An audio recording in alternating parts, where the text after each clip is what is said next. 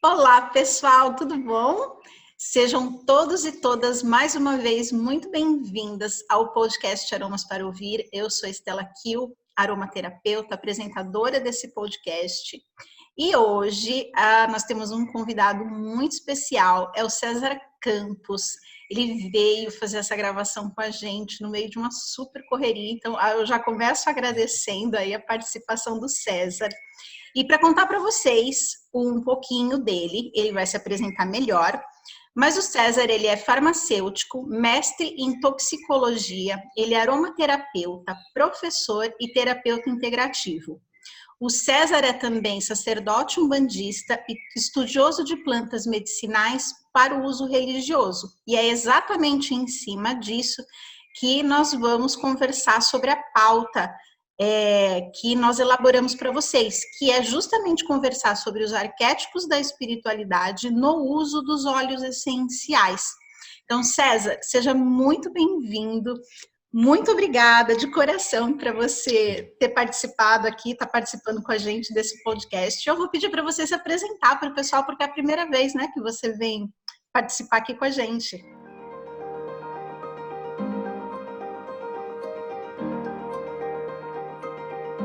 Aqui com a gente.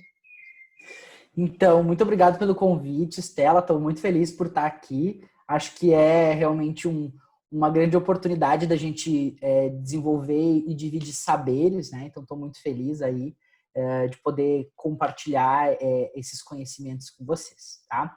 Então, eu sou o César, eu sou farmacêutico de formação, né? Como tu mesmo comentou. Eu tenho um mestrado acadêmico em toxicologia e análises toxicológicas. Eu trabalhei no mestrado com plantas medicinais e com óleos essenciais também, né? Ensaio de toxicidade em cima de plantas.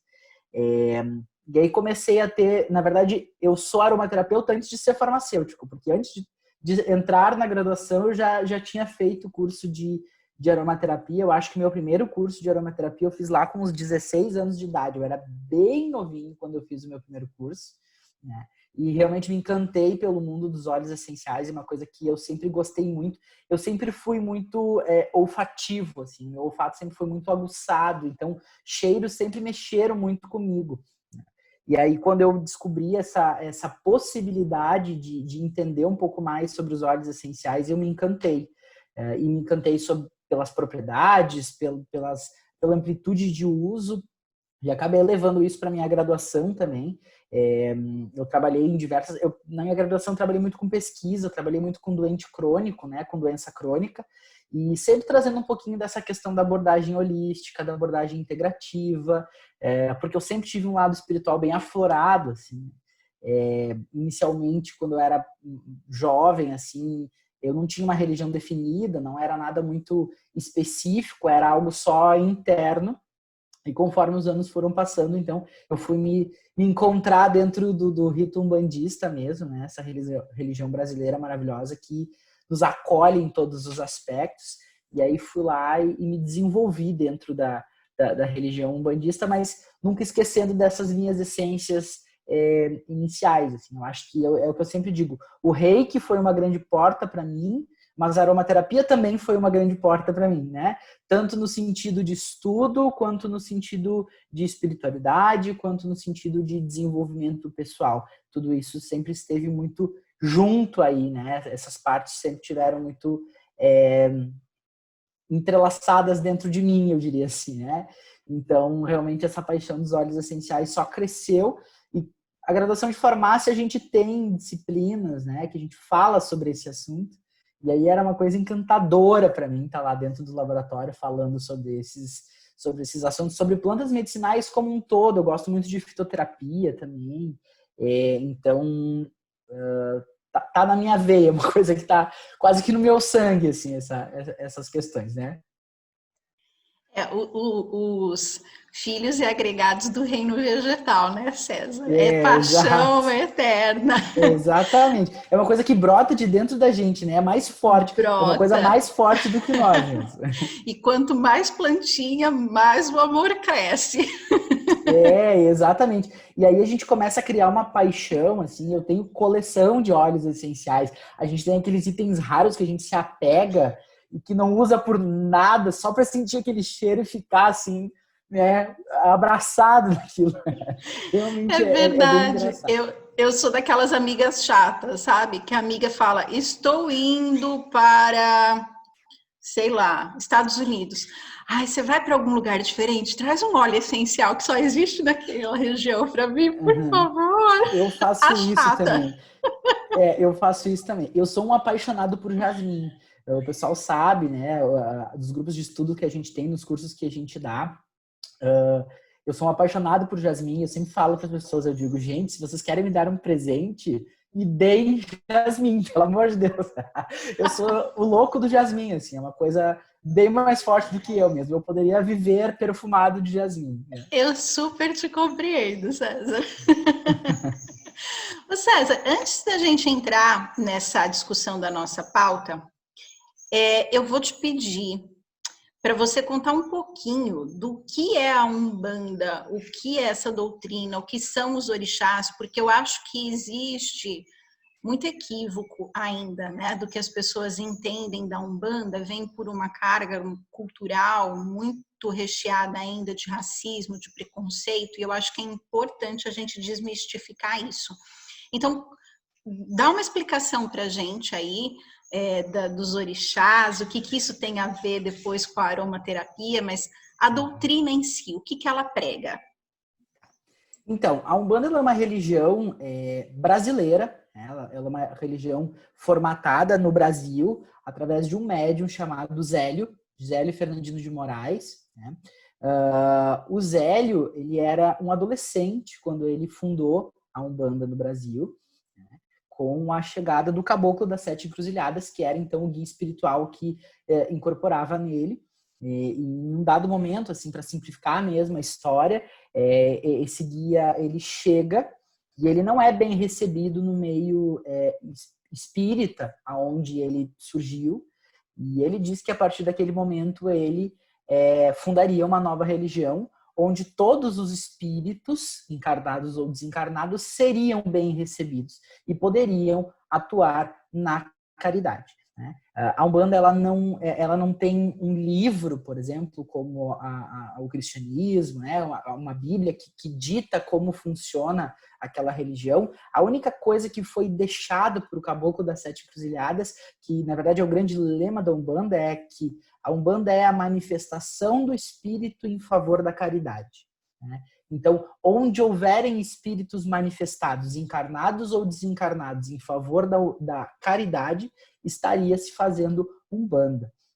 Então, esse rito ele é um rito miscigenado, então a gente tem dentro do rito da Umbanda uma influência forte do catolicismo, nós temos uma influência forte da cultura indígena que estava aqui no Brasil, né? Estava aqui na América quando os portugueses vieram para cá, e obviamente uma influência afro que também está presente, né? Então a Umbanda ela é uma religião miscigenada que prega a caridade. A prática do mediunismo, né? O mediunismo dos espíritos em prol da caridade, de trazer o bem, de trazer o apoio, de trazer a luz para os seres encarnados aqui do planeta, né? E mais do que isso, a Umbanda ela é um grito cultural, né? Porque ela acaba trazendo dentro dela a cultura do nosso povo, a nossa história. Dentro da Umbanda a gente tem linha de malandro, o malandro da Lapa do Rio de Janeiro, que fala sobre aquele boêmio, né? Ele traz a força da pombagira, falando sobre o grito da mulher, a mulher forte saindo da sua casa lá naquele momento onde mulher não votava, onde mulher não fazia nada, e indo e gargalhando e sendo uma figura notável na sociedade. Por isso que muitas vezes pombagira foi taxada como prostituta, né? Porque a mulher que era marcante era prostituta.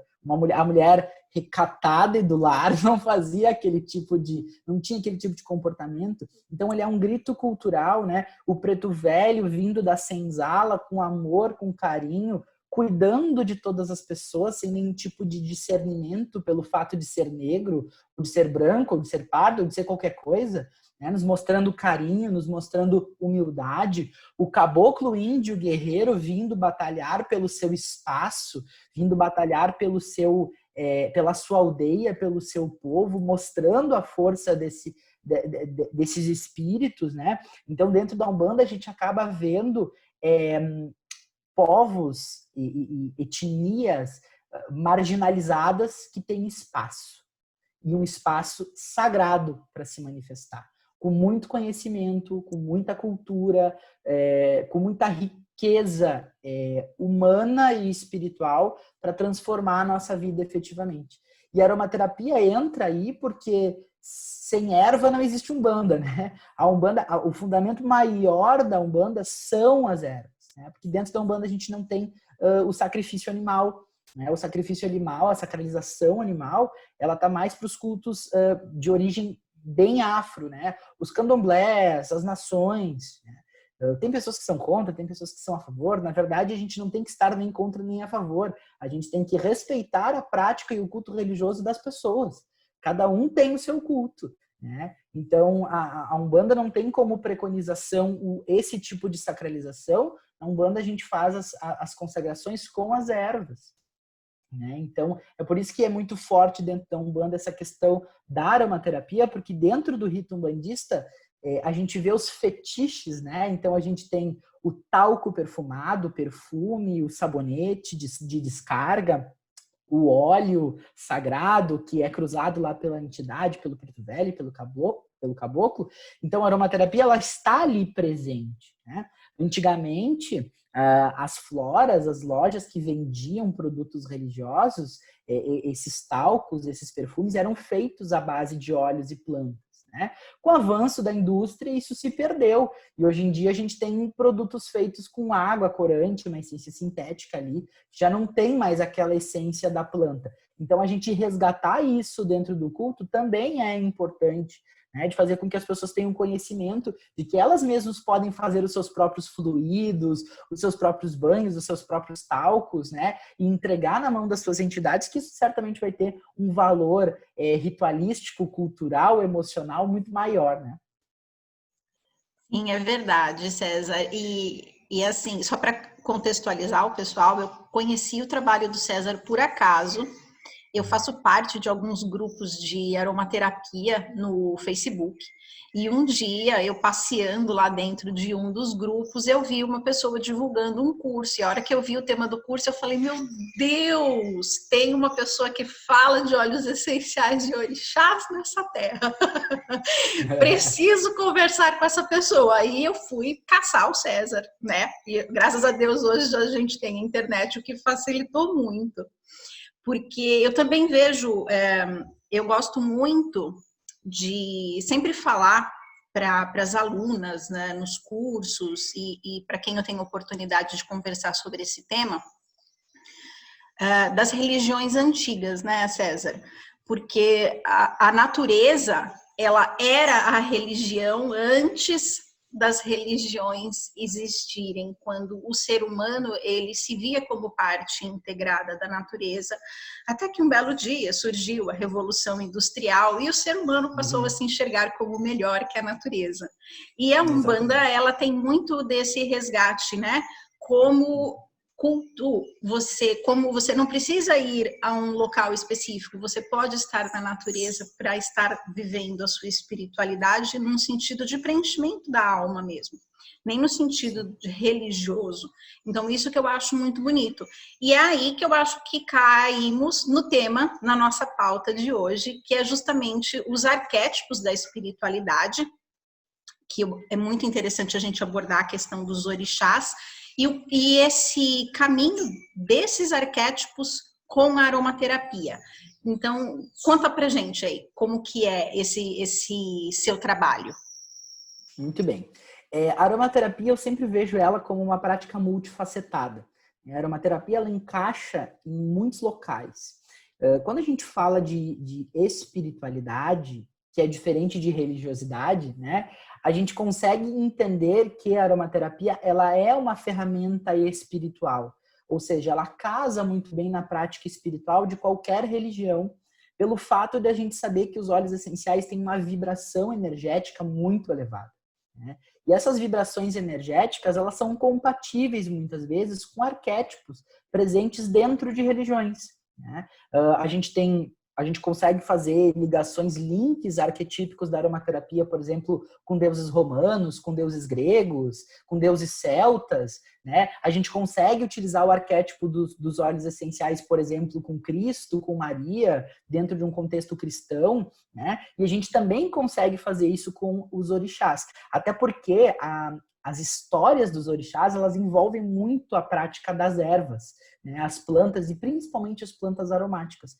Então, tem coisas que são muito pontuais, que a gente enxerga, claro que quando olha com os olhos de um olhador querendo enxergar um orixá dentro de algo natural, né? Porque o orixá nada mais é do que ele é uma manifestação da natureza. Então, quando eu olho para um óleo essencial, por exemplo, de gerânio, eu vejo ali Yansan muito forte dentro do gerânio, né? Porque Yansan, ela é intempestiva, ela é guerreira, é aquela mulher cheguei, é aquela mulher que arrasa, forte, aquela mulher que não se deixa bater. E o gerânio é exatamente isso. O gerânio é coragem. Quando a gente abre o frasco do gerânio, a gente exala no ambiente, a gente sabe que aquilo é gerânio, ele tem aquele cheguei naquele momento, né? O jasmim, olhar para um jasmim é olhar para o Oxum. A gente vê aquela realeza, aquela beleza, aquela sensualidade, aquele mistério do jasmim. Né? Então, quando a gente começa a olhar com outros olhos, digamos assim, para os olhos essenciais, a gente começa a enxergar muito forte esses arquétipos. A gente consegue enxergar muito forte essas conexões. Né? Então, outro exemplo clássico que eu sempre dou, por exemplo, é o Líbano. O Líbano, a gente enxerga Oxalá, a gente enxerga Jesus Cristo em O Líbano. Aquela coisa do sagrado, aquela coisa do branco, da paz, da espiritualidade elevada que está ali presente no Líbano. Então, quando a gente, como eu falei, quando a gente olha com esses olhos, a gente consegue interpretar a mensagem que aquele óleo essencial traz para dentro da gente, sendo veículo, diríamos assim, né, para aquela manifestação sagrada. Então, quando eu vou cultuar o meu sagrado na Oxum, eu vou cultuar o meu sagrado no jasmim, né? Quando eu vou cultuar o meu sagrado na Yansan, eu vou cultuar no gerânio.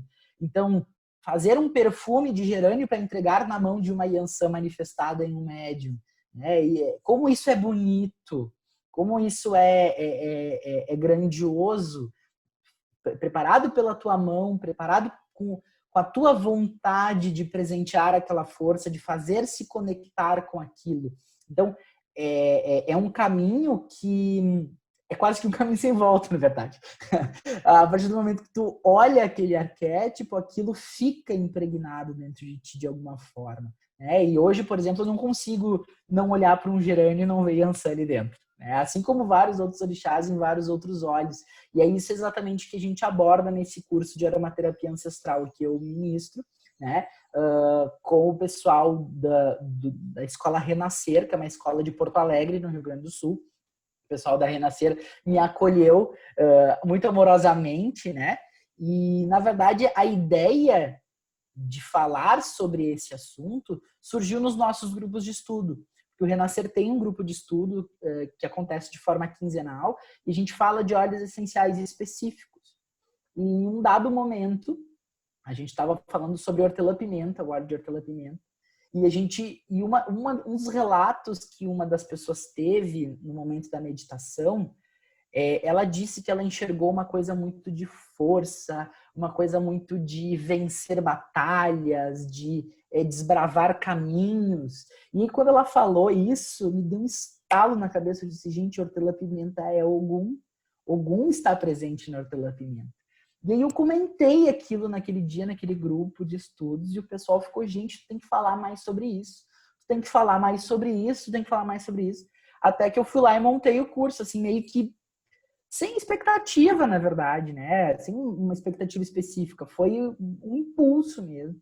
Um impulso que deu super certo, porque o pessoal super gostou do curso, super gostou do assunto, né? O pessoal empolgado para estudar, para entender um pouco mais isso, entender da nossa cultura, entender da nossa história, desmistificar alguns medos, assim. Eu tive vários alunos que falaram, nossa, eu até achava, passava longe, assim, ouvia falar de um terreiro, atravessava a rua, né? E daí a gente vai lá e explica como é que funciona e as pessoas ficam livres, assim, desses tabus sociais, né? E é o que eu sempre digo, existem lugares bons e existem lugares ruins, assim como existe advogado bom, advogado ruim, médico bom, médico ruim, psicólogo bom, psicólogo ruim, como tudo na vida, né? Então, a vida é assim, a questão é da gente conseguir se conectar, a gente encontrar um bom local, né? E a gente poder expressar essa nossa espiritualidade de forma livre, né? Porque somos livres e devemos ser assim como a natureza é. É verdade, César. É aquela velha máxima, né? O conhecimento, ele liberta, né? E tudo que a gente pode conhecer, se informar, é sempre mais liberdade que a gente tem de se expressar e de viver a vida de maneira mais plena e feliz. E César, e como que funciona essa ligação, terapeuticamente falando, dos óleos essenciais com os orixás, né? Porque o arquétipo, a gente sabe, é um conceito muito comum dentro da psicologia, que foi trazido por Jung. Os óleos essenciais também é algo bem comum que o pessoal aqui do podcast, por ser um podcast de aromaterapia, está super acostumado, mas como que é essa ligação entre esse arquétipo, né, esses arquétipos da espiritualidade com os óleos essenciais? Isso é uma coisa que muda de pessoa para pessoa? Então, por exemplo, você mencionou sobre o hortelã-pimenta e você trouxe a imagem de Ogum pela ação do hortelã-pimenta. Você enxerga que é possível outra pessoa identificar uma energia diferente ou isso é estável? E como que eu trago isso para o meu autoconhecimento, né? Então, assim, como que as pessoas que estão ouvindo, como que elas podem se utilizar dessa informação sua para elas se conhecerem e se desenvolverem mais? Muito bem. Assim, de uma forma geral, as energias elas são um pouco estáticas nos olhos, tá? É a erva daquele orixá específico, né? Mas a gente tem algumas ervas, alguns óleos, que eles têm domínio sobre todos os orixás.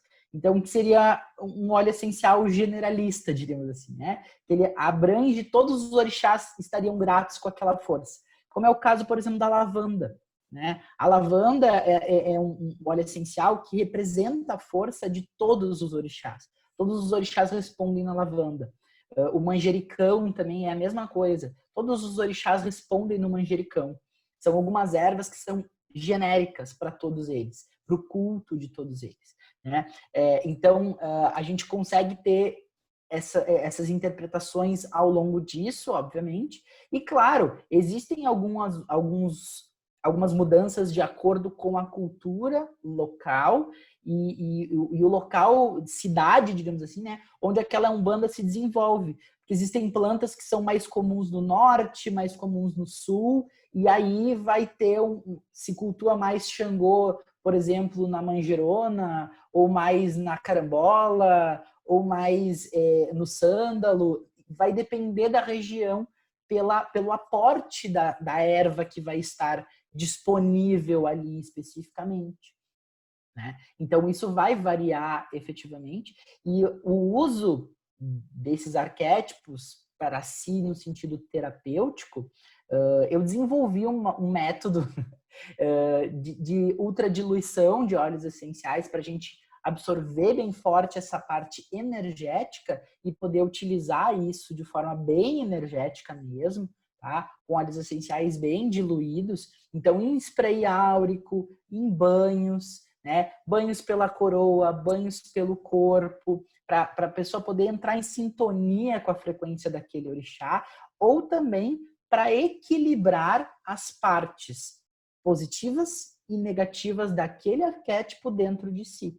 Porque todos nós temos um pouquinho de cada orixá, né? Mas algumas pessoas têm o que a gente chama de orixá de frente, né? A regência da vida daquela pessoa. Às vezes ela tem uma força muito grande, por exemplo, de Ogum. Quando algum está equilibrado, é uma pessoa forte, é uma pessoa guerreira, é uma pessoa que vai, que abre seus caminhos, que consegue um bom trabalho, que consegue uma boa família, que tem uma boa estabilidade. Quando essa pessoa tem essa força de Ogum que está desequilibrada, ela pode ficar brigona, ela pode ficar enraivecida, ela pode ficar um pouco agressiva. Então a gente vai utilizar esse óleo essencial também para equilibrar essa parte desarmônica do orixá naquela pessoa, né? Então é o que a gente fala, por exemplo, da Iemanjá, muitas vezes. As pessoas culturalmente assim falam que filho de Iemanjá é fofoqueiro. Na verdade, Iemanjá em desequilíbrio gera isso, né? Porque Iemanjá tem muito olhar o outro, a Iemanjá se doa, ela está sempre se doando. Ela nunca está cuidando de si, ela sempre está cuidando do outro. E por estar sempre cuidando do outro, quando ela está em desequilíbrio, ela efetivamente cuida da vida do outro, daí ela fofoca, né? Então a gente usa a energia do óleo essencial para equilibrar quando a energia do orixá está em desarmonia naquela pessoa, né? Então isso é muito legal também, da gente poder utilizar esses arquétipos dessa forma terapeuticamente. Que maldade falar que as filhas de Iemanjá são fofoqueiras. Que maldade, meu Deus.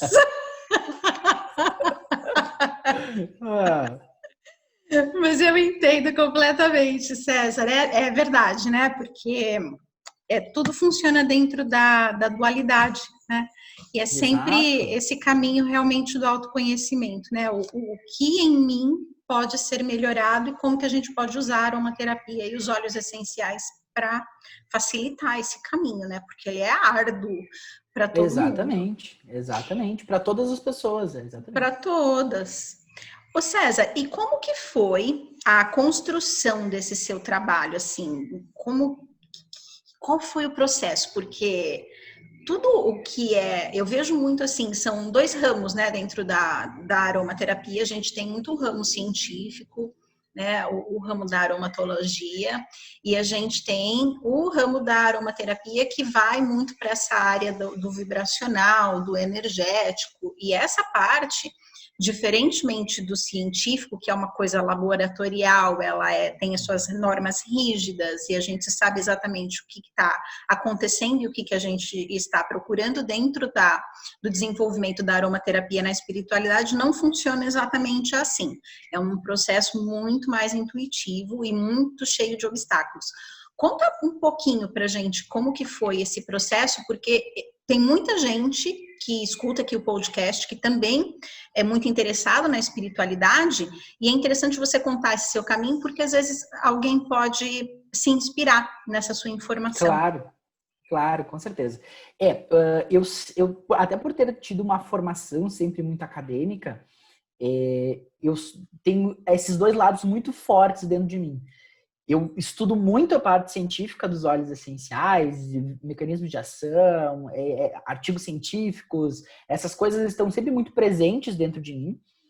E, em contrapartida, muito presente essa parte espiritual. Mas isso também faz parte da minha vida, porque eu já tive momentos da minha vida que eu só troquei o meu branco, que eu saí do posto de saúde de branquinho com o meu crachá de farmacêutico, cheguei no terreiro, botei um outro branco, tirei meu crachá e botei minhas guias e fui trabalhar, né? Então isso já aconteceu mais de uma vez comigo, de ter essa coisa dual, né? O científico e o espiritual sempre muito juntos. E eu acho que isso me facilitou bastante conseguir olhar para esses dois lados com bastante lógica e racionalidade, sem viajar na maionese muito para um lado ou muito para o outro, sempre com bastante pé no chão.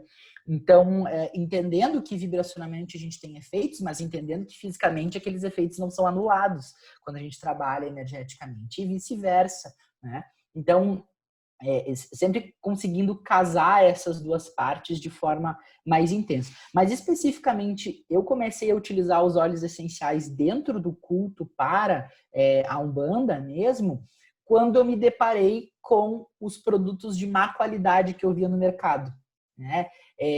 Aquele fluido cheio de corante, com cheiro horroroso, aquele incenso de má qualidade. Quando eu comecei a me deparar com isso dentro da prática, eu disse, gente, não, mas isso aqui, peraí, isso aqui pode melhorar, né? Isso aqui pode melhorar. Cadê a energia da mão disso daqui? Né? E foi aí que eu comecei a fazer as minhas próprias coisas. Quando eu estava lá na casa do meu pai de santo e era filho só naquela época, eu fazia tudo, eu mesmo, né? Então, o perfume da minha entidade era eu que fazia, os perfumes que eu dava de presente era eu que fazia, tudo com óleo essencial, tudo sem corante, né? Com extrato de erva, às vezes. Então, eu comecei a fazer isso e as pessoas se encantavam muito com isso.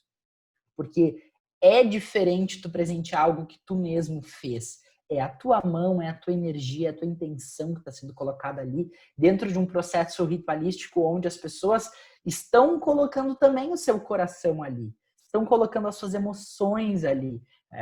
Tem toda uma expectativa em cima daquilo. Então é muito bonito a gente ganhar esse tipo de presente. E isso começou a realmente mexer comigo. E aí eu comecei a ver as múltiplas possibilidades que a aromaterapia estava me entregando naquele momento. Porque ela estava tratando da minha saúde nos processos que eu tinha, a saúde das pessoas próximas, né, no sentido científico, assim, físico, né, mas também tratando espiritualmente as pessoas que eu gostava e me tratando espiritualmente. Então, por isso que eu sempre digo que a aromaterapia ela é multifacetada, porque naquele momento ela estava englobando tudo que eu precisava. E ela continuou englobando ao longo da vida, né? Por isso que eu me apaixonei e continuo me apaixonando. Parece que eu me apaixono a cada dia mais pela aromaterapia novamente, assim, né? Quando eu acordo e vejo uma coisa nova, aquilo me dá uma paixão de novo dentro de mim, né? De tão bonito que é isso. Então, o meu caminhar de casar as coisas foi mais ou menos por aí mesmo. Foi praticando, olhando para o mercado e vendo o quanto as coisas que a gente adquiria de fora eram de péssima qualidade. Né? Até pelo fato de eu ser farmacêutico e entender um pouco mais de formulações, de poder analisar a formulação de produto, de perceber que aquilo não tinha um sentido, sabe? Muitas vezes a gente ia assim nas lojas e comprava uns produtos lá que dizia banho de descarga de 7 ervas. Mas daí a composição era água, álcool, corante e essência. Mas e as 7 ervas estão aonde? Né? O sal grosso está onde? O mel está onde? E daí a gente ficava pensando, né, que falta alguma coisa aí no meio. Então, fazer as coisas com as próprias mãos realmente mudou a minha vida aí. E eu consegui passar isso adiante para as pessoas, né? Para os meus filhos hoje, os meus filhos de santo que trabalham comigo na minha casa, eu consigo passar isso para eles também, para que eles possam utilizar o mais natural possível dentro da prática mesmo. Que bacana, César, muito, muito legal mesmo. Eu gosto muito, né, assim, o grande objetivo aqui desse podcast é esse mesmo, né, trazer toda essa riqueza, essa abrangência que a aromaterapia ela tem e fazendo jus a ser uma terapia integrativa realmente em todos os níveis, né, desde o físico até o espiritual mais sutil. E eu te agradeço imensamente por você ter compartilhado com a gente aí seu conhecimento, toda a sua experiência, você ter despendido o seu tempo para participar aqui dessa gravação. A gente vai deixar os contatos do César nas descrições do episódio, tanto no YouTube quanto no podcast. E quem quiser fazer o curso com o César, é em Curitiba, César? Não, é no Rio Grande do Sul. No Rio Porto Grande Alegre. do Sul, Porto Alegre. Isso aí. Então, a gente vai deixar os contatos também de onde o César dá o curso, porque é riquíssimo a gente aprender essa visão também. César, muito obrigada por tudo. Eu que agradeço. E fica o meu convite para a gente conversar outras vezes aí e ampliar esse assunto aqui nesse nosso cantinho. Claro, com certeza, com certeza. Eu que agradeço o convite, foi muito bom para mim estar aqui com vocês. Sempre que precisar, vamos conversar, seja cientificamente, seja espiritualmente. Vamos fortalecer esse elo da aromaterapia aí, de uma aromaterapia séria, né, embasada. Então é isso aí, estou sempre à disposição. Agradeço muito, César. E eu deixo o convite para vocês assistirem e escutarem o episódio da próxima semana. E estamos começando em 2021. Desejo a todos um ano maravilhoso de crescimento, de expansão, de muita luz. E nos vemos em breve. Um grande beijo e até a próxima.